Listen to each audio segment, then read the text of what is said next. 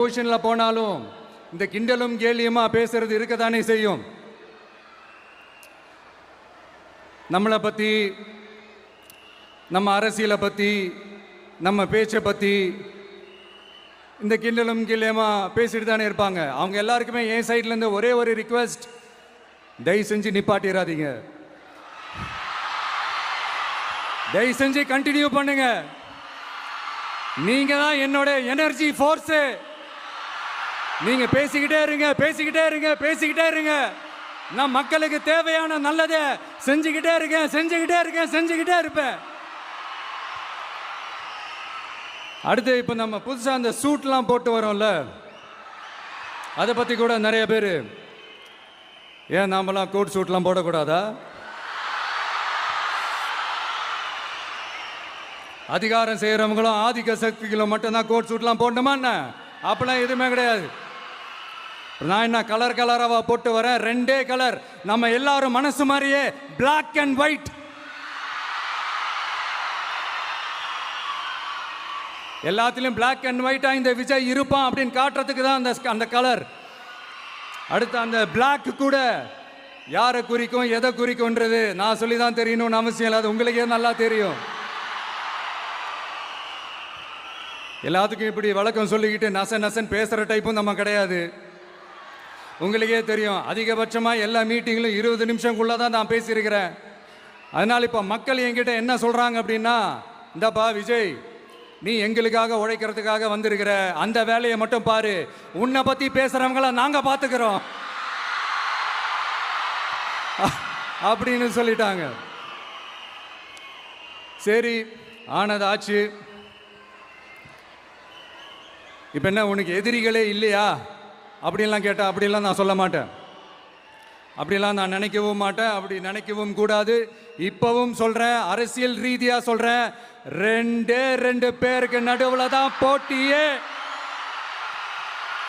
ஒன்று, இன்னொன்று எஸ், ஒன்று டிவிகே, இன்னொன்று டிஎம்கே. இதுக்கு நடுவில் வேற யாருக்கும் எந்த வேலையும் கிடையாது. ஏதாவது இருக்குன்னு சொல்றீங்க?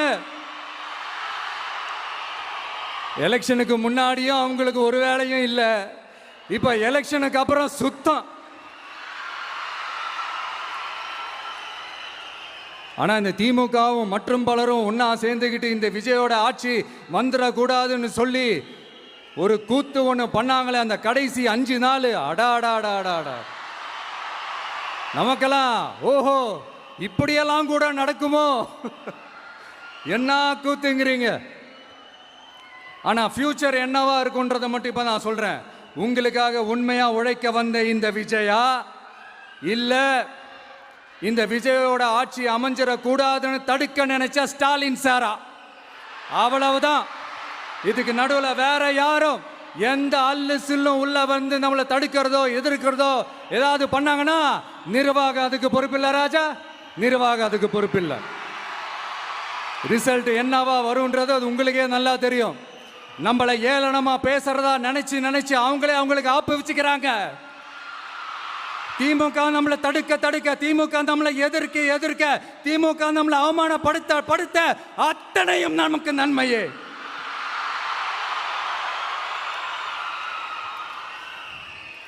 ஒன்று கவனிச்சிங்களா மக்களே, நம்ம ஆட்சிக்கு வந்ததுக்கு அப்புறம் ஒரு விஷயம் ஒன்று நடந்துகிட்டு இருக்கு. இது இந்த ஜென்சி தலைமுறையை அட்ராக்ட் பண்ணுறதுக்காக இங்கிலீஷ் தமிழ் கலந்த அறிக்கை, அது சொல்ல வந்த நினைச்சிங்களா? அந்த காமெடியெல்லாம் கிடையாது. அடுத்து இந்த ரியாலிட்டியை மறந்துட்டு இந்த ரீல்ஸ் போடுறது, அது சொல்ல வந்தீங்களா? அந்த காமெடியும் கிடையாது. இது சீரியஸாக ஒரு விஷயம் நடந்துக்கிட்டு இருக்கு. முன்னெல்லாம் சட்டசபையில் யார் பேசுனா நமக்கு என்ன, யார் அடிச்சுக்கிட்டா நமக்கு என்னன்னு இருந்த கூட்டம்லாம் இப்போ சட்டசபையில் என்ன நடக்குது, என்ன பேசிக்கிறாங்கன்றது ரொம்ப உன்னிப்பாக கவனிக்கிறாங்க. கவனிச்சிங்களா? திமுக ஸ்டைல்லையே சொல்லணும்னா ரீல்ஸ் போட்ட கூட்டம்லாம் இப்போ நியூஸ் பார்த்துக்கிட்டு இருக்கிறாங்க. அதில் நமக்கு சந்தோஷம்தான், பெருமை தான். நம்மளுடைய யங்ஸ்டர்ஸ், நம்ம பெண்கள் எல்லாம் அந்த அரசியல் என்னன்னு தெரிஞ்சுக்கணும், அந்த அரசியல் என்னன்னு புரிஞ்சுக்கணும்னு அப்படி ஒரு விழிப்புணர்வு ஏற்பட்டிருக்கு. அதில் எங்களுக்கு சந்தோஷம்தான். இதெல்லாம் யாரால நடந்திருக்கின்றது நான் சொல்லி தான் உங்களுக்கு தெரியணும்னு அவசியம் இல்லை, அது உங்களுக்கே நல்லா தெரியும். இப்படிப்பட்ட நம்ம தெய்வங்களை, இப்படிப்பட்ட நம்ம மக்களை தற்குறின்றது இன்னமும் சொல்லிக்கிட்டு இருக்கிறாங்க. நான் காஞ்சிபுரத்தில் சொன்னதை தான் இங்க நான் திரும்பவும் ரிப்பீட் பண்றேன்.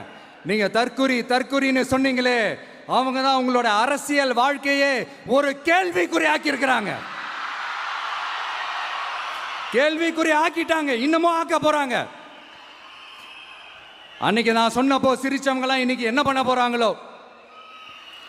உண்மையை சொன்னாதான் அந்த கூட்டத்துக்கு கசக்குமே. உண்மையிலே நீங்க மக்கள் மனசை புரிஞ்சு வச்சிருந்தீங்கன்னா நீங்க இப்படி மக்களை தப்பாவே பேசியிருக்க மாட்டீங்க.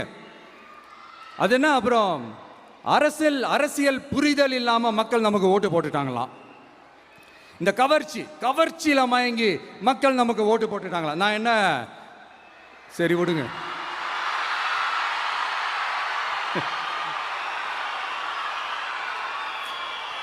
மக்கள் அவங்களுக்கு ஓட்டு போட்டா அந்த மக்கள் நல்லவங்களாம், அதே மக்கள் நமக்கு ஓட்டு போட்டா அந்த மக்கள் கெட்டவங்களா, தற்குறியா. இதே மக்கள் தான் இத்தனை வருஷமா உங்களுக்கு ஓட்டு போட்டுட்டு இருந்தாங்க. உங்களுக்கு மட்டும் என்ன, வேற ஏதாவது பிளானட்ல இருந்து குதிச்சு ஓட்டு போட்டு போனாங்களா? தற்குறியாமா, தற்குறி நல்லா வருது, வேணான்னு பாக்குறேன். எங்க அண்ணன் விஜயகாந்த் அண்ணன் சொல்ற மாதிரி, அண்ணா அவர்கள் ஆரம்பிச்ச கட்சியை ஒரு அடிமை கூடாரமா ஆக்குனது யாருங்க சார்?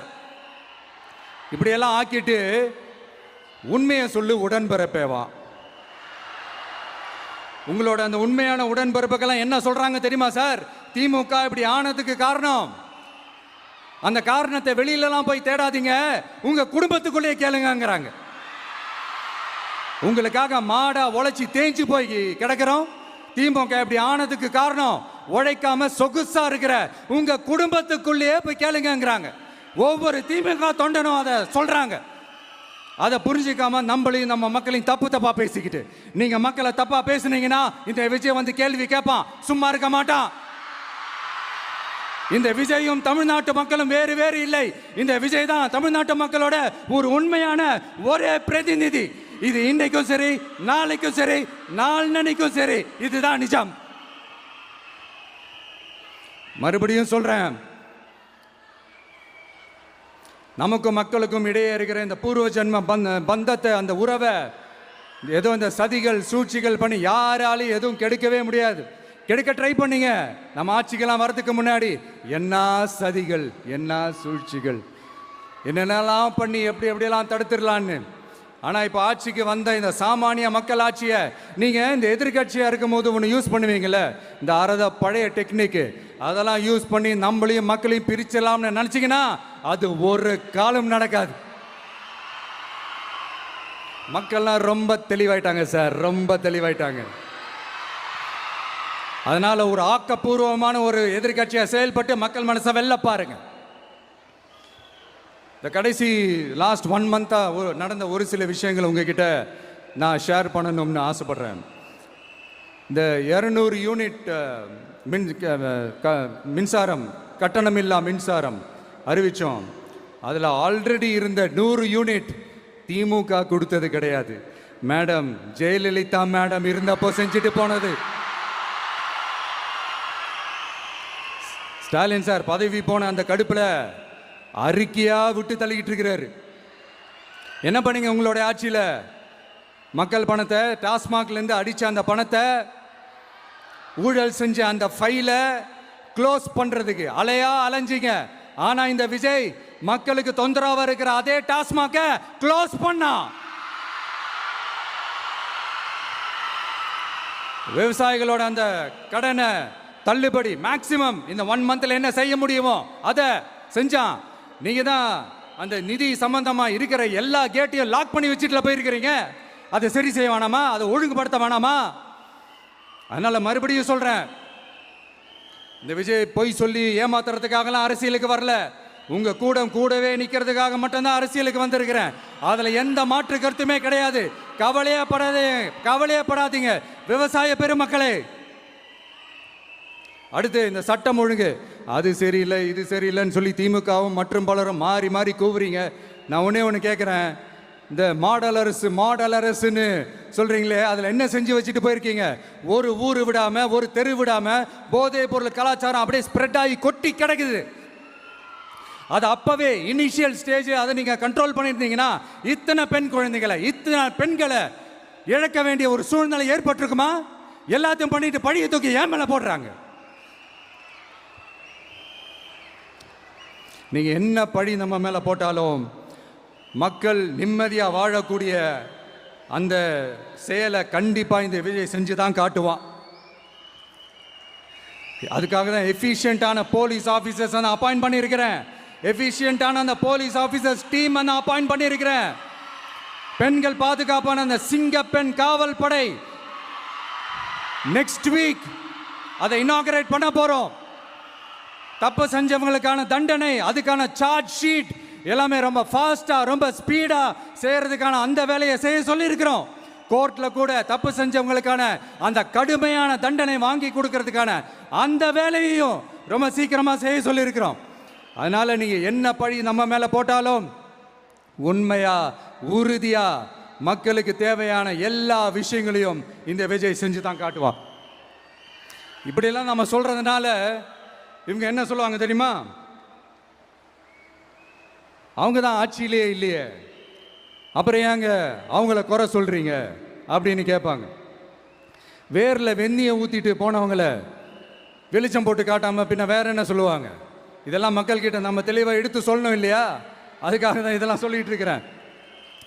நம்ம மக்களுக்காக இவ்வளோ வேலை பார்க்குறோம், ஆனால் இவங்க அதையெல்லாம் விட்டுட்டு குதிரை பேரம் பண்ணுறாரு, அது பண்ணுறாரு, இது பண்ணுறாருன்னு சொல்லிட்டு தப்பாக கதையெல்லாம் அடித்து விட்டுக்கிட்டு இந்த தீய சக்தியும்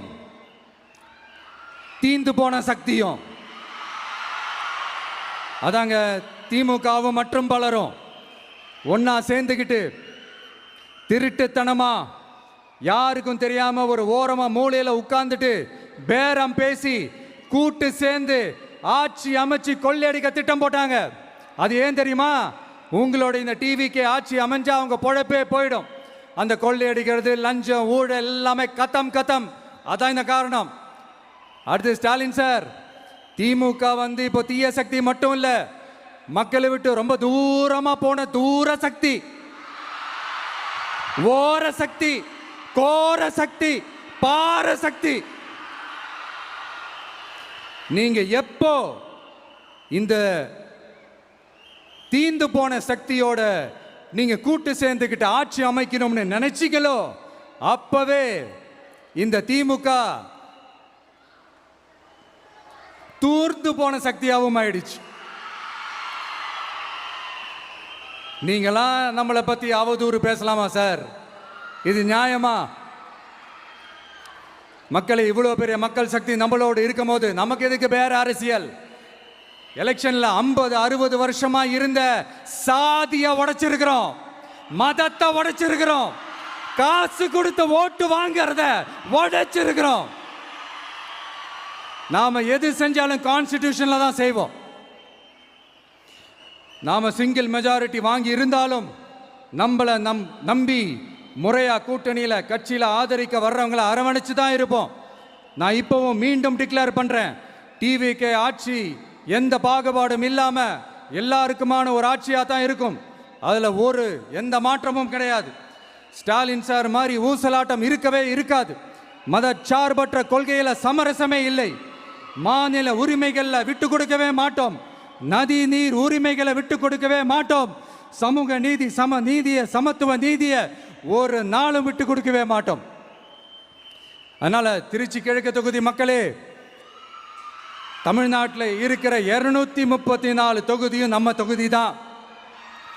அதுல எந்த கட்சி ஜெயிச்சிருந்தாலும் அது நம்ம தொகுதி தான். பெரம்பூரா இருக்கட்டும், திருச்சி கிழக்கா இருக்கட்டும், எனக்கு 2 கண்கள் மாதிரி. அதுலயும் திருச்சி கிழக்கு என் செல்ல புள்ள மாதிரி.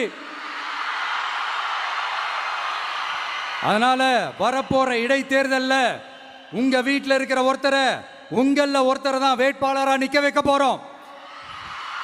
நீங்க எப்படி இந்த விஜய்க்கு ஆதரவு கொடுத்து ஓட்டு போட்டு ஜெயிக்க வச்சீங்களோ அதே மாதிரி வரப்போற இடைத்தேர்தல்ல உங்களுடைய அந்த வேட்பாளரையும் ஜெயிக்க வைப்பீங்கன்ற அந்த ஒரு நம்பிக்கை நான் முழுமையாக தான் நம்புறேன். உங்களுக்காக உழைக்க வந்திருக்கிறேன். உங்களுக்காக எல்லா விஷயத்தையும் நான் பார்த்து செய்வேன். ஊழல் இல்லாத லஞ்சம் இல்லாத ஒரு ஆட்சியை நான் கொடுப்பேன். I understand. ஒரே நாள் அது நடக்காததான், மேஜிக் இல்லை. பட் ஒரு நாள் அதை நான் நடக்க வைப்பேன். எனக்கு இப்போ வேற எந்த வேலையும் இல்லை உங்களுக்காக உழைக்கிறத தவிர. என் கடன் இனி என் மக்களுக்கு பணி செய்து கிடைப்பதே. மீண்டும் என்னை ஜெயிக்க வச்ச தமிழக மக்களுக்கும் திருச்சி கிழக்கு தொகுதி மக்களுக்கும் மீண்டும் என்னுடைய நன்றியை தெரிவிச்சுக்கிட்டு கான்ஃபிடென்ட்டா இருங்க.